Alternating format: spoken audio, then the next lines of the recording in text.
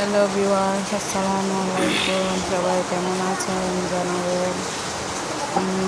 আজকে আমাদের গাছের আম পেড়ে আনছি। দেখেন, এগুলো কিন্তু দেখতে কাঁচার মতো মনে হচ্ছে, কিন্তু এগুলো পাকা আম। আপনাদেরকে কেটে দেখাবো। আর এই আমগুলো কিন্তু অনেক মজা, আঁশ নেই, একদম যেটা বলে ওই কিরে মধু মধু। রসমালাই রসমালাই, একদম রসমালাইয়ের মতো, একদম অনেক মজার আম। তো আনার সঙ্গে সঙ্গে বাচ্চারা বলতেছে আম্মু কেটে দাও। তো আমি মনে করলাম কাটবো এবং আপনাদেরকেও শেয়ার করবো, দেখাবো আমাদের গাছের আম। আপনারাও দেখে বলবেন কেমন হয়েছে আমাদের গাছের আম। হয়তো পারলে তো বুঝতেন আরও টেস্টটা। যাই হোক, দেখে হলেও বলবেন কেমন হবে। কেটে দেখাচ্ছি এখন। আমার বাচ্চারাও বলতেছে কাটো।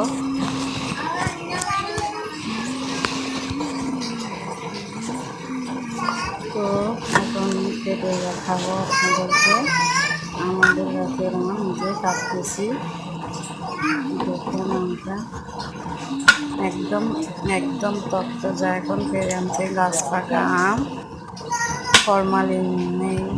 বাচ্চাদেরকে কিন্তু এরকম ফরমালিন ছাড়া ফলমূল খাওয়ানোর চেষ্টা করবেন, কারণ ফরমালিনযুক্ত ফলমূল শরীরের জন্য অনেক ক্ষতিকর। আমাদের বান্ধবনে কিন্তু অনেক সবসময় এরকম ফরমালিন ছাড়া ফলমূল পাওয়া যায়।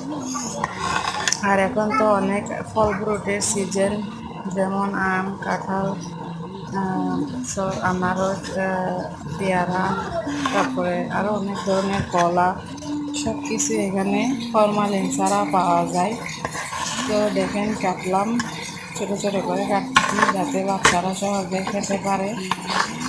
অনেক মজার কিন্তু আমগুলো, দেখেন একটুও আঁশ নেই, অনেক মিষ্টি, অনেক মিষ্টি।